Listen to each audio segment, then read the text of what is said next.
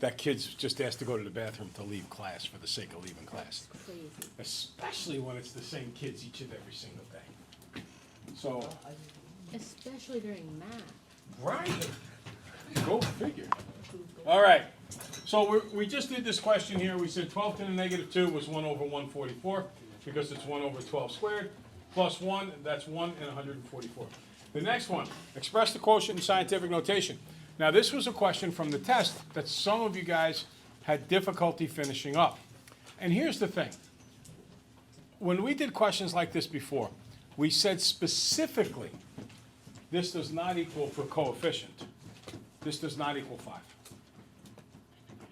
Some people thought it was 5. It's not 5. This is not 1 goes into 5. This is 5 goes into 1. Gabrielle? It's 0.2. That is right. It is 0.2. Very good. 5 goes into 1.0. It doesn't go into 1, so now we'll bring up the mark, make it heavy and dark. 5 goes into 1.0 2 times. So that gives me 0.2 times 10. Now I have to subtract exponents. What's a positive 2 and a negative 13? You already gave us the, What is a positive 2 and a negative 13? it's 13 because it's supposed to be. Oh, I'm 15. sorry. You're right. I can be so stupid like that sometimes. Yeah, you can go, all right. 0.2 times 10 to the negative 13. But! Oh my goodness. My heart. Just missed the Lincoln. What's the problem here? Go ahead. Less than 1. All right, it has to be between 1 and 10. You have the gist of it. That's the problem. So I need to multiply this guy by 10 to move the decimal to the right. But how do I balance out multiplying by 10, Rach? Divide by 10, good. So divide by means I have to subtract an exponent. So I'm going to get 2 times 10 to the negative 14. Oh, I had that. Okay. Yeah, keep working with that.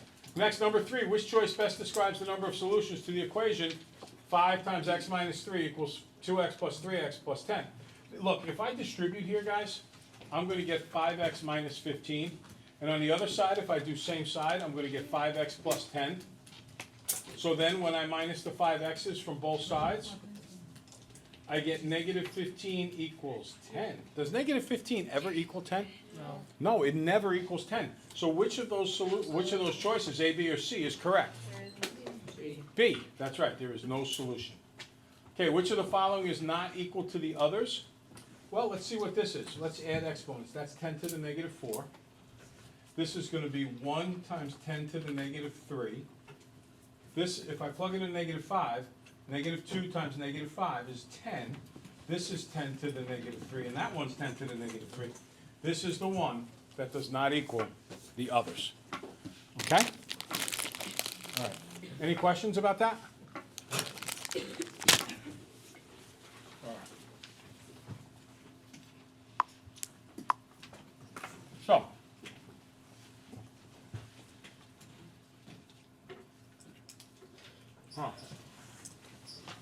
you see that? Good.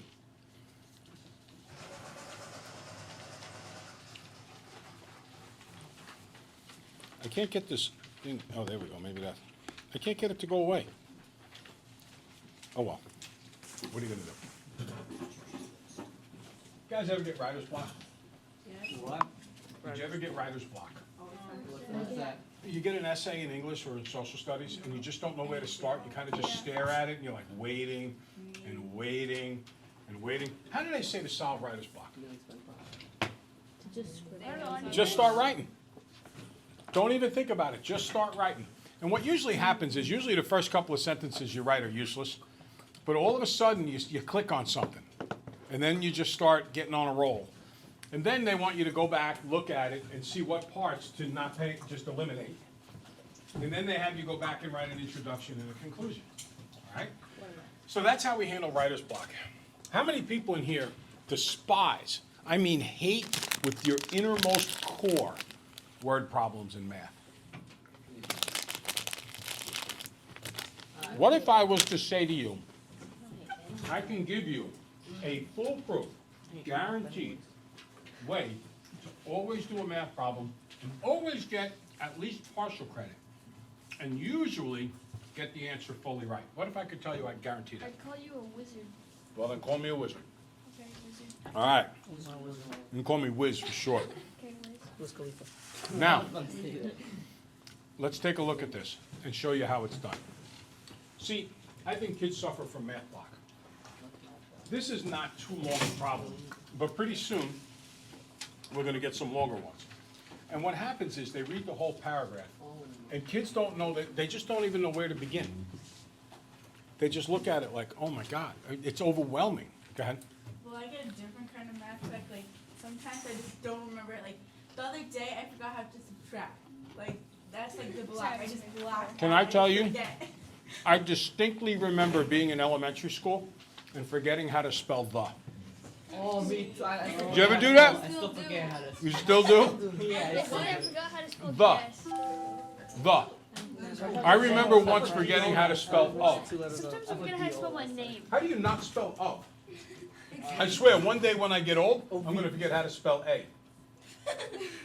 I've almost Hey. forgot how to spell ass in like 5th grade. Right, and that's, see, it's just, we call that a mental hiccup. It's just a spasm. I don't know what goes in our heads. But this is a different kind of problem. This is a problem where, are you familiar with what a computer has in it called a RAM chip? Yes. Okay, what's a RAM chip? Go ahead. Chip pal. Hey, quiet. I'm sorry, I missed that. It does have to do with that, yes. RAM stands for, RAM, car. random, the truck actually, random access memory, RAM, random access memory.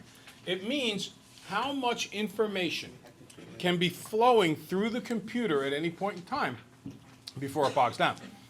This particular laptop is 7 years old, 6 or 7. The school gave it to all the teachers. It's nice to have, but then I have my laptop next to it. And kids will turn around and say, why do you bring your laptop to school? One of the big answers is mine has a lot more RAM. I can run so many programs off of that at once that at all times it's working and it's fully functional. This, not so much. My iPhone. Do you know what I never knew about an iPhone? You can touch it.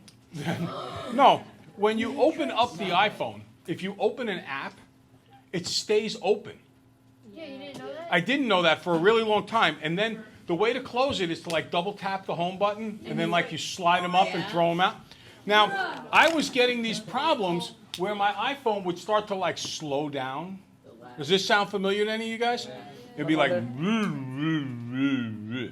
that's because the random access memory is getting choked with too much information. And that is exactly what happens with math word problems. It's too much. If we could break it down and do one little piece, Chris, if we could break it down and do one little piece of the problem, and then another little piece of the problem, it would work. You guys ever seen the movie Forrest Gump? Yes. Great movie. I love that. It is a great movie. Now, Forrest Gump decides to run across America. Remember that? Wait, what did you say? Forrest Gump, it's a movie, it stars Tom Hanks, and he runs across America. He's a simpleton, and he just does things, and he doesn't think of, he just does them. He's got the famous line, Mom always said, life is like a box of chocolates. You never know what you're gonna get. Oh my gosh. So, You get chocolates in this box of chocolates. all right, anyway, he decides to go running one day, and he's gonna run cross country, and he just does it. And if you said to us right now that I'm gonna jog, or ride my bike is more apt with me, ride my bike from here to LA, you'd go, no way, it ain't gonna happen. But the truth is, if you just set out and you just start going, you do so many miles the first day, I could probably ride my bike. I think a fair estimate, I would have no problem doing 100 miles in a day. I could probably do 150 or 170 in a day. Now, you just keep doing it and doing it and doing it, and all of a sudden you're in New York and you look up and you go, man, I made it to Pittsburgh. Then you ride from Pittsburgh, you keep going, holy cow, I'm in Chicago. Then you go from Chicago and you go, uh-oh, I hit the Rocky Mountains. And then you try to desperately find some tunnels and ways to get through the mountains. Then you come out on the other side and you're like, hey, Viva Las Vegas. And then after you get through Las Vegas, you're like, man, all I got to do is make it across this hot sun-drenched desert, and we're going to make it to LA. And that's what we do. What if Then you I think die about the without way food? back of that. Well, we'll find a way to make it happen. But here's my point to you.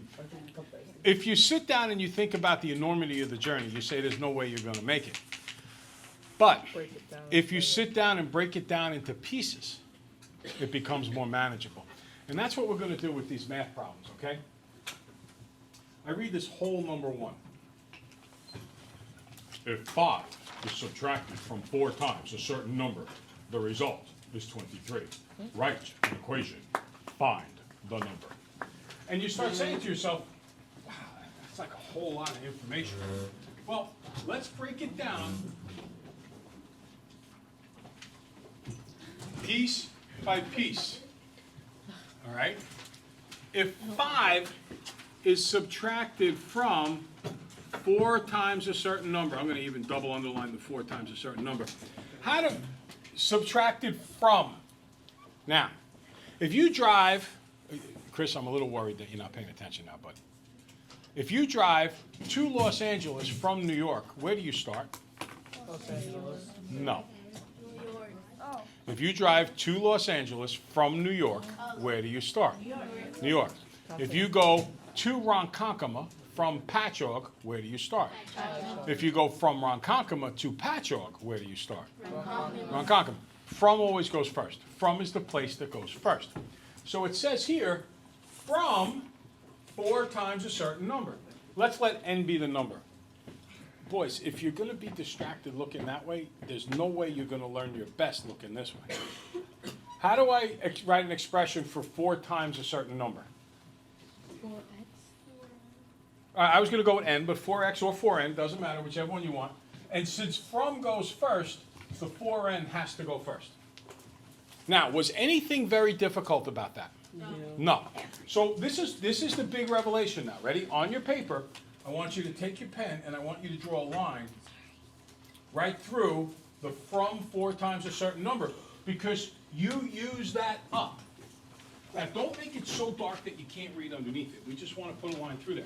See, these are like clues on a treasure quest. And if we can use up a piece of information, write a conclusion, and cross it off, eventually, when we've crossed off everything, we're ready to solve the problem. Okay. Then it says if 5 is subtracted. So what should I do next? Subtract 5. Good. Now I cross that off. So now, from here over, I don't even have to look at the problem anymore. See, I took the problem and cut it in half. The next thing it says is, the result is 23. What do you think goes next? Rich? Equals 23. Very good. Hold on, Jordan. Now I cross that off.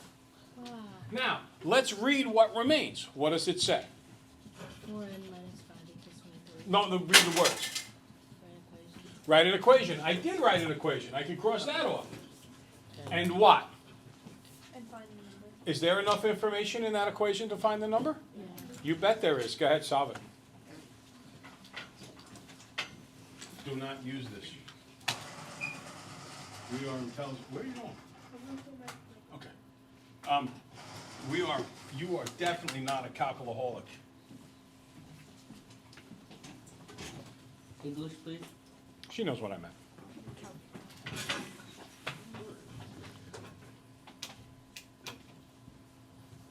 At some point, you have to take the training wheels off the motorcycle. What? I already have, first of all. I did it when I was only 4 years old. Good, then you really don't need a calculator anymore. Well, no, I wasn't using it for that problem. Oh, it was for the homework? No, it's just like, I was trying to figure out what number of 3 was trying to go for the second one. Oh, you're ahead of us? Yes. Okay. All right, ready? What's my very first step here? Selena, first step.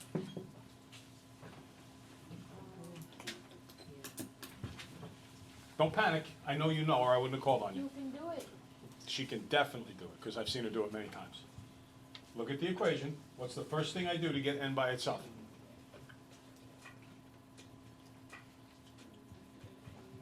Yep, what do you do to the minus 5? You do plus 5. Very good. So plus 5 to both sides. Die. Did I touch the 4n? Nope. No. So 4n equals, what's 23 plus 5? 28. 28. Now what's the problem?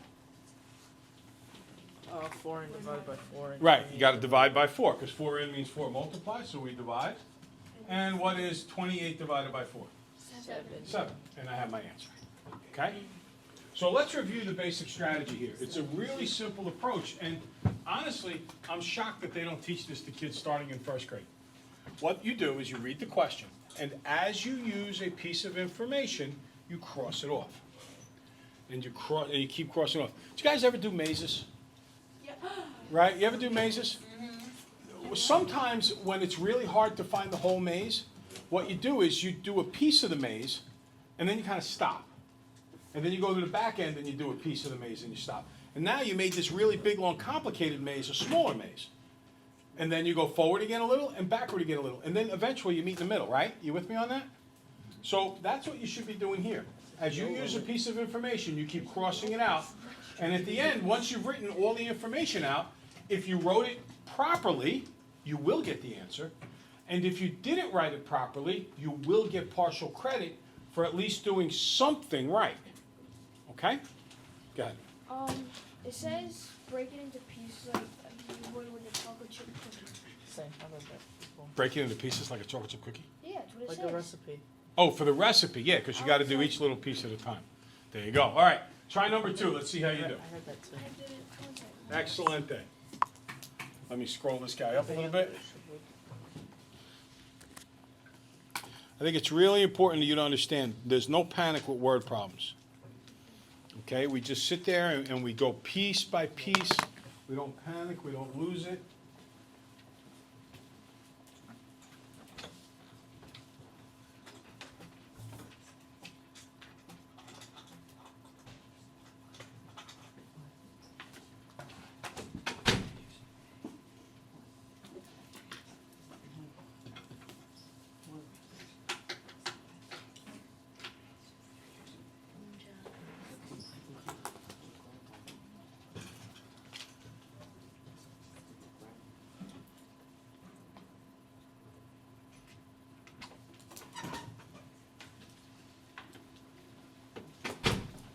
It's the kind of focus we like to see. When you come and you bring your A game like this every day, you get better and better and better. Gabrielle, are you with me on this?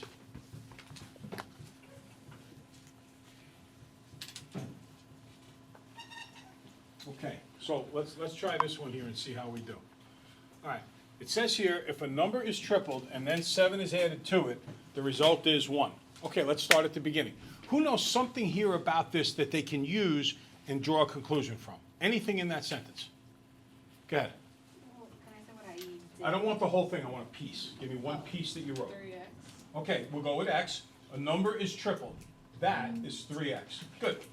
All right, somebody else find a piece of this that they can write. Go ahead. And then you add 7. Add 7, very good. Because it says, and then 7 is added to it. Excellent. Now notice, I keep crossing stuff off. As you cross stuff off, now the only thing I need to read is this little bit. And I don't get so much stuff that it overwhelms me. I can do little by little. What's the next thing I write? Equals 1. Okay, so how do I solve this equation? What's my first step? Somebody who hasn't helped me yet here. Diana, what do we do first? Nice, very good. You guys can call it subtracting 7 or adding -7, whatever you're more comfortable with. I kind of lean toward adding -7 because I think adding is easier. Did I touch the 3x, everybody? No. No. What is a positive 1 and a -7? -6. Nice, -6 is correct. Jason, what do I do next? 3x divided by 3x. That's right, divide by 3. Nicely done. Die. X is -2. And there's my correct answer. Okay? Any questions? All right, let's go to the next one. And again, it's the same strategy. First, read the whole question to yourself. Don't try to do the whole thing. Read the whole question to yourself.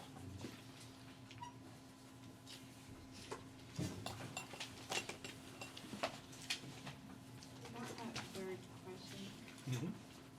It says like, he multiplies the same number by 2, so does it mean like, So if you used an n, it's the same n. It's an x, it's the same x. It's kind of like a same side thing.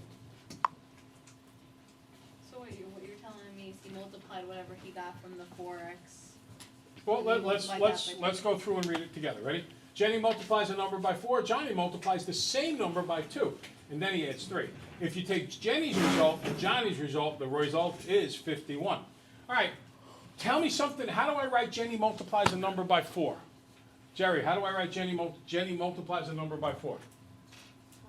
Yeah, how do I specifically say that?